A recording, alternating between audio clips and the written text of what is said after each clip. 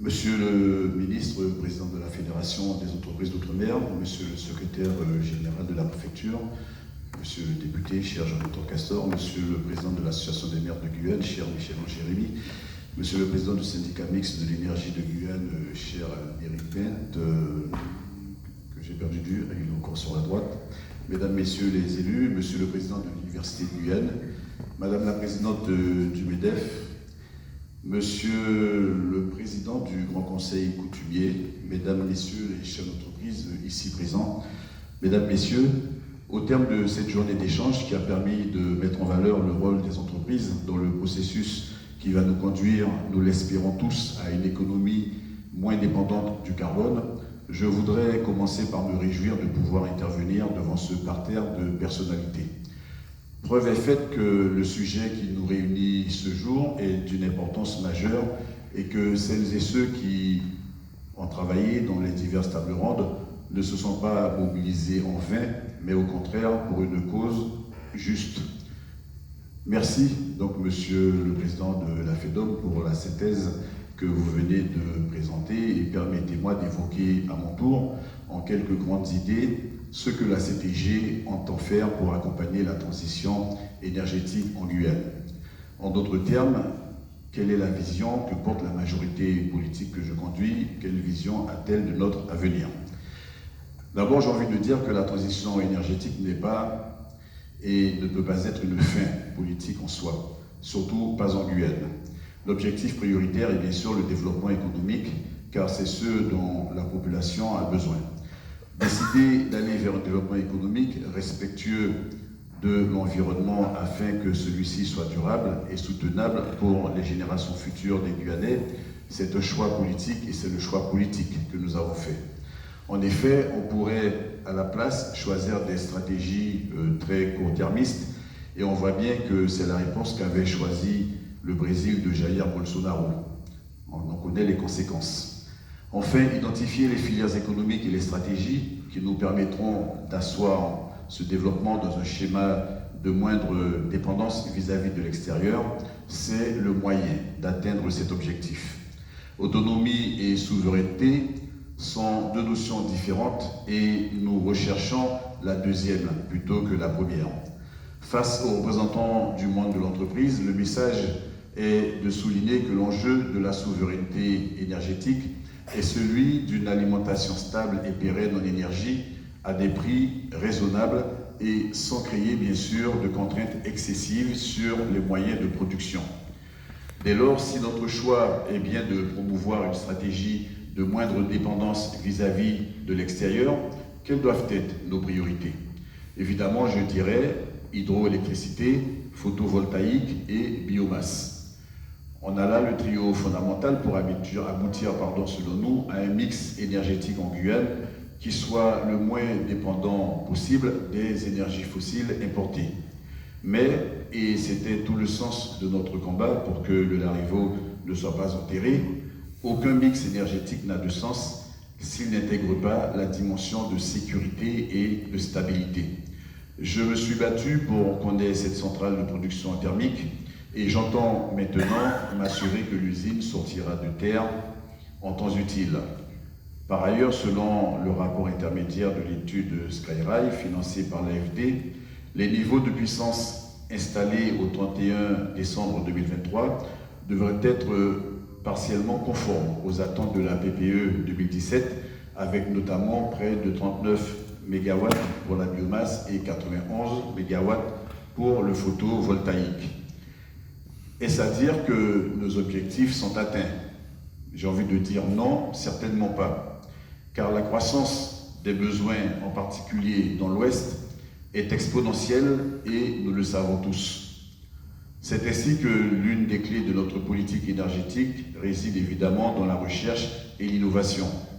Tenir cette rencontre d'aujourd'hui à l'université montre bien que la transition énergétique est affaire d'inventivité et d'agilité dans la gestion de la ressource. N'ayons pas peur de faire de la Guyane un territoire à la pointe des technologies pour le photovoltaïque flottant, pour les filières de production d'hydrogène et pourquoi pas pour l'utilisation de l'énergie de la houle. En cohérence avec la PPE qui sera adoptée dans les prochains mois, j'annonce que la CTG mettra ses outils d'accompagnement de l'innovation au service de l'ambition d'une Guyane engagée sur la voie de l'efficacité et de la sobriété énergétique. En outre, le cadre juridique est une autre dimension majeure de la réflexion.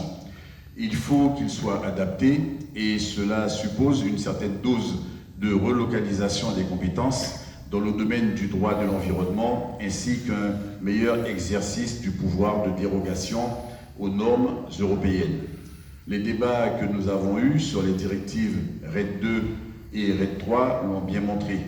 Il y a souvent une profonde méconnaissance des réalités de la Guyane dans certains milieux nationaux et européens. Prétendre que le développement d'une filière biomasse solide en Guyane va entraîner le défrichage d'une part substantielle de la forêt amazonienne, ce n'était pas seulement inexact, mais c'était surtout parfaitement irréaliste et incompréhensible. La géographie est un troisième facteur clé de notre politique en matière énergétique. Au niveau national, nous constituons un système non interconnecté et c'est vrai aussi par rapport à nos voisins continentaux. Nous devons y réfléchir sur le long terme, mais le point essentiel est que l'immensité de notre territoire fait que la Guyane est doublement, voire triplement non interconnectée. La question des réseaux prend dès lors une dimension stratégique et elle agit comme une contrainte structurelle pour le développement des solutions nouvelles de fourniture d'énergie. Dès lors, la future PPE de Guyane n'aura de sens de ce point de vue qu'en faisant une place importante aux besoins notamment des communes de l'intérieur. C'est ainsi que la crise sociale qu'a connue Maripasoula au 4e trimestre de l'année 2022 a démontré de façon évidente que les investissements massifs qui sont nécessaires dans cette commune ne peuvent plus être différés sous peine de devenir un grave facteur d'instabilité sociale et sociétale. Enfin, le rôle de la CRE, la Commission de régulation de l'énergie, est de toute évidence fondamental dans les réflexions sur la transition énergétique dans nos territoires. Lors de son dernier déplacement, Madame Vargon a par ailleurs affirmé sa volonté d'utiliser le levier de la fixation des tarifs de rachat de l'électricité pour accompagner certains projets parmi les plus innovants. Nous nous en réjouissons et nous nous inscrivons pour ce type de dossier dans une logique de concertation très en amont entre la CRE et la CTG. Enfin, permettez-moi de dire quelques mots sur les mobilités, puisque, en effet, la CTG soutient les objectifs de décarbonation qui sont de toute façon fixés à l'échelle européenne. Elle rappelle cependant les caractéristiques du secteur de transport en Guyane, confronté à un contexte climatique, géographique et économique très différent de ce que l'on observe sur le territoire européen et sur le territoire de France hexagonale. La CTG entend faire prévaloir la voie de la prudence et du réalisme en la matière. Ainsi, le basculement à court terme, je dis bien à court terme, vers le tout électrique, ne fait pas encore partie de nos priorités, notamment pour ce qui concerne les mobilités en interurbain, même si nous l'avons dit, et le secrétaire général l'a rappelé à l'instant, nous avons une feuille de route que nous comptons respecter en la matière, mais nous souhaitons nous y diriger avec toutes les prudences nécessaires.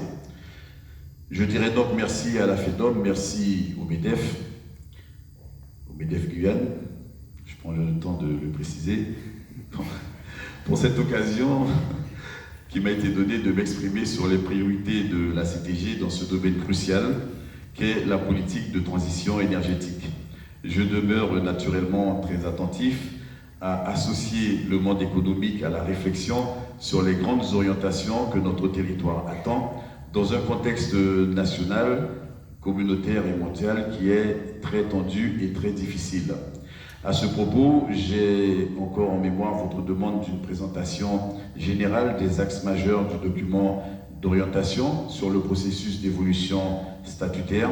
Sur ce sujet, J'inviterai naturellement les chambres consulaires à vous réunir dans les tout prochains jours pour pouvoir discuter de ces questions, parce que penser l'évolution statutaire de la Guyane sans penser la question de l'énergie risquerait d'être un vœu pieux, et donc nous nous accorderons le temps de discuter de toutes ces problématiques. Mesdames, Messieurs, je vous remercie pour votre belle attention.